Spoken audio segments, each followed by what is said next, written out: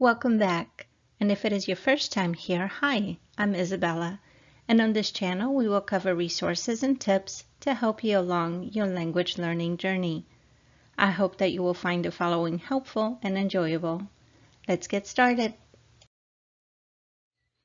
Good morning. Today we're continuing with Chapter 4 of Junie B. Jones and the Little Monkey Business by Barbara Park. If this is your first time joining me, I recommend that you stop and go back to Chapter 1, just so that way you're not jumping into the middle of a story. I hope that you will find the following enjoyable, and let's get started. Chapter 4, Hoppy and Russell. My room at kindergarten is named Room 9. I have two bestest friends in that place. One of them has the name of Lucille. Lucille sits right exactly next to me. She has a red chair, and also little red fingernails which are very glossy. My other bestest friend is named Grace. Me and that Grace sit together on the school bus, except for not today we didn't, because today Grandpa Miller drove me. Then he walked to Room 9 with me. And then he waved at my teacher. Her name is Mrs. She has another name too, but I just like Mrs., and that's all. When I first walked into my room, Lucille was looking at that Grace's brand new shoes, and their name was Pink High Tops. Hey, Grace, those new shoes look very beautiful on you, I said. But that dumb Grace didn't even say thank you to me. Grace is angry with you, said Lucille. She said that she rode the bus today and you weren't even there to save her a seat, and that she had to sit next to an icky kid. Right, Grace? Grace bobbed her head up and down. Yes, only I couldn't help it, Grace, I said. That's because I stayed at my Grandpa Miller's all night, and there's no bus at that. There's no bus at that place, and so he had to drive me here today. Then I tried to hold that Grace's hand, only she quick pulled it away. That's not very nice of you, Grace, I said. And so guess what? Now I'm not going to tell you my special secret. That's when Grace called me a poopy head. Lucille held my hand. I don't think you're a poopy head, Junie B, she said. And so you can tell me your special secret, and I won't tell anybody, not even Grace.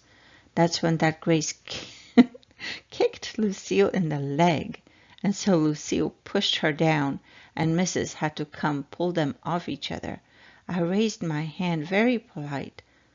I wasn't involved, I said to Mrs. After that, we had to sit down and do some work.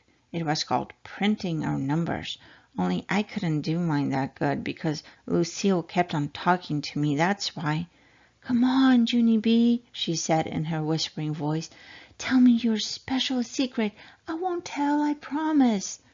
Yes, only I can't, Lucille, I said, 'cause no talking to your neighbor, remember? Then Mrs. snapped her fingers at me. See, Lucille, I told you, no talking to your neighbor.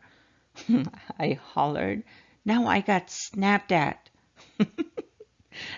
Just then a boy named Jim said, "Shush," to me. "Shush yourself, you big fat Jim," I said back. After that, Mrs. stood next to me till I finished my work. Then I got all done and she collected it. That made me happy inside, because guess what comes after work? Something very fun, that's what. And its name is Show and Tell. Mrs. stood next to her desk. Who has something interesting to share with the class today? She said. Then my heart got very pumpy because I had the most special secret in the whole wide world. I raised my hand way high in the air. Ooh, ooh, I hollered real loud. Me, me, me. Mrs. shook her head at me because I'm not supposed to go, ooh, ooh, ooh, me, me, me. She called on William. He's a crybaby. She called on William. He's a crybaby boy in my class. I can beat him up, I think. William, said Mrs., "since you raised your hand so politely, you may go first." And so then William carried a paper bag to the front of the room, and he took out a jar of 2 dead crickets. Except for William didn't know they were dead. He just thought they were sleeping. "Jump, Hoppy!" "Jump, Russell!" said William. Then he tapped on the glass. "Hey, wake up in there," he said. After that, William started shaking the jar all over the place, and he wouldn't stop. "Wake up, I said," he shouted. Then Hoppy and Russell started falling all apart. Then Mrs. had to take the jar away. That's when William started to cry, and he had to go to the nurse's office to lie down. And so then I raised my hand way high in the air again, because guess what? My show and tell was way better than 2 dead crickets. That's it for this chapter of the story. I hope that you enjoyed it. Please join me next week for some more loony and wacky adventures of Junie B. Jones and her friends. If you have any ideas or suggestions of what else you would like to see on this channel, or you just want to say hi, please write it in the comments below. Please join me next week and have a great day.